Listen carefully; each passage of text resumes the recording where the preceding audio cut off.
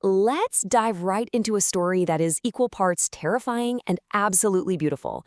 Today, we're unpacking a classic tale of survival, magic, and human nature, the legend of the Jinn of the old banyan tree.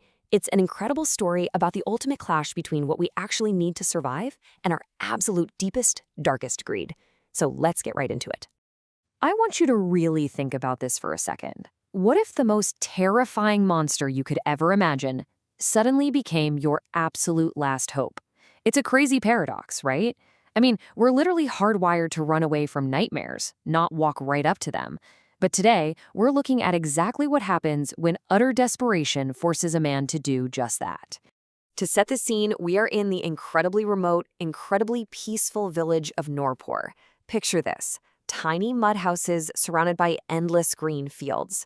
But right on the edge of town stands this massive, ancient banyan tree. It's looming there like a dark sentinel. And the locals, they are absolutely terrified of it. They whisper that a mysterious jinn lives in its roots, and absolutely nobody dares to go anywhere near that tree after the sun goes down.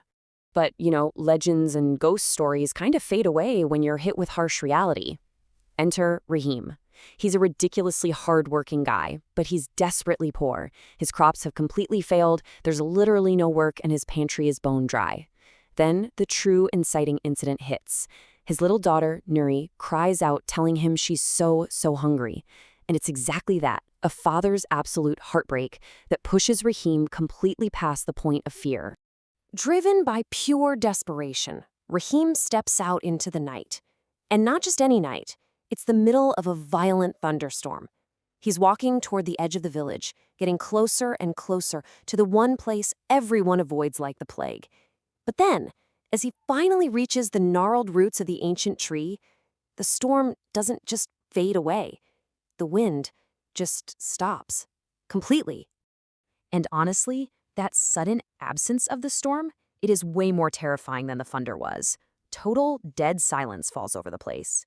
The atmosphere flips from chaotic to unnervingly still. Rahim has officially crossed over into the supernatural.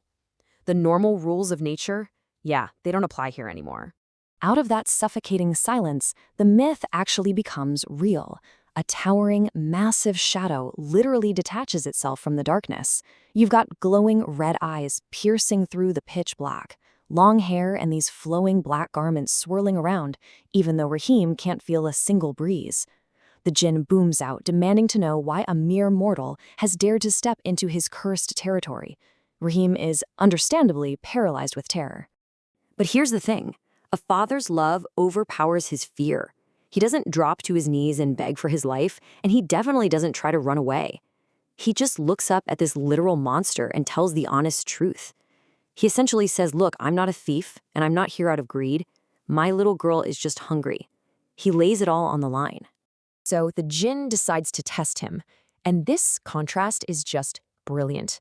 With a single wave of his hand, the jinn conjures up more wealth than you could possibly imagine. Plates piled high with gold, silver, and just mountains of incredible food. It's the ultimate temptation. And what does Rahim do? He reaches into that limitless pile of treasure and takes one single flatbread. Just one roti. Exactly enough so his family won't starve that night. Nothing more. That one tiny choice changes absolutely everything. The jinn is completely stunned. I mean, think about it. He's probably spent centuries watching humans literally tear each other apart for a fraction of that gold. He looks at Rahim and says, everyone who has ever come here asked for boundless wealth. You are the very first to ask only for what you needed. And boom, right there, this incredibly profound secret friendship begins. As time goes on, Rahim actually learns the tragic truth about his terrifying new friend. It turns out the jinn isn't hanging out in this tree by choice. He's the victim of a 300-year-old dark curse cast by a cruel sorcerer, which bound him to the tree in total isolation. All that scary, monstrous exterior we saw earlier, it was really just masking centuries of deep, agonizing loneliness. But, well, human nature practically guarantees that a secret this big can't stay hidden forever. Rahim's family suddenly having enough to eat starts a rumor mill in the village. And those whispers, they eventually reach the absolute worst person possible. The village landlord, Nawab Khan. Suspicious, completely greedy, and always hungry for more power, Nawab Khan decides to follow Rahim into the darkness. We get this incredible duality here. On one hand, you have Rahim, humble, driven purely by the need to help his family survive, and fiercely protecting his friend's secret. And on the other hand, there's Nawab Khan. He is absolutely consumed by greed, lusting after wealth he definitely does not need, and totally willing to lie, spy, and steal to get it. When he sees the jinn's magical treasure, his eyes just light up with pure, toxic avarice. The very next night, things escalate fast. Nawab Khan storms up to the tree with a mob of men and a sorcerer armed with dark amulets. They start this intense ritual, chanting dark mantras as the sky literally changes color. The jinn, who is already traumatized from 300 years of captivity, starts screaming in agony as the wind begins to howl. Rahim hears what's happening, rushes right into the middle of the chaos, and desperately begs them to stop. But of course, the greedy landlord refuses to listen. And that triggers a catastrophic chain reaction. The jinn just completely snaps. His eyes ignite like raging fire. Violent earthquakes start ripping the ground apart, and that massive banyan tree thrashes wildly. The sheer elemental terror of the jinn's wrath breaks loose. And those cowardly men who tried to trap him, they drop their spells and run for their lives in absolute terror. Right in the middle of this violent earthquake, one person holds his ground. Rahim steps directly in front of this towering, raging monster. The jinn, completely blinded by what he thinks is betrayal, roars out that humans are nothing but traitors. But Rahim looks right at his friend and softly but firmly says, "Not all of us." It is without a doubt the emotional peak of the story.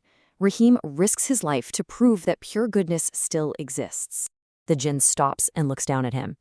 He sees this man who literally has nothing, yet is standing as a shield between a monster and the very people who just tried to destroy it. And in that moment, all that blinding anger just melts away. The jinn realizes the truth and whispers, "You really are a good person." And guys, this pure, unselfish connection, it triggers the most magical sequence. The ground beneath the ancient banyan starts to emit this warm, beautiful glow. The cruel sorcerer's 300-year-old dark magic just completely shatters. A brilliant, blinding light floods the once terrifying forest, and the jinn, finally freed from centuries of torment, rises up into the night sky. Rahim is standing there, watching, obviously heartbroken to see his only real friend go. But as the jinn ascends, he looks down with a gentle smile and gives Rahim one final reassurance, telling him that true friendship never really ends. It's this beautiful promise that their bond, a bond started over a single piece of bread, is stronger than any magic. And he wasn't kidding. As the jinn dissolves into the wind, he leaves behind one last, breathtaking miracle for the entire village. Suddenly, Noorpur's dry, dying fields turn lush and green. Empty wells overflow with crisp, fresh water, and every single poor household finds their pantries miraculously stocked with grain. The jinn literally wiped out the exact poverty that drove Rahim to the tree in the first place. After that night, the jinn was never seen by human eyes again. But he became this silent protector for the village. To this day, whenever a fierce storm rolls into Noorpur, the leaves of that ancient banyan tree rustle in this really comforting way. It's an eternal reminder to the villagers that someone out there is watching over them. So I want to leave you with this thought. If you were the one standing in front of that magical tree, what would you ask for? Limitless wealth, or just exactly what you need? It's super easy to sit here and think we'd act like Rahim, but human nature so often pulls us toward Nawab Khan. True power isn't about how much we can take. It's having the humility to know what is actually enough. Thanks for joining me on this journey today. Keep questioning, keep learning, and I'll see you in the next one.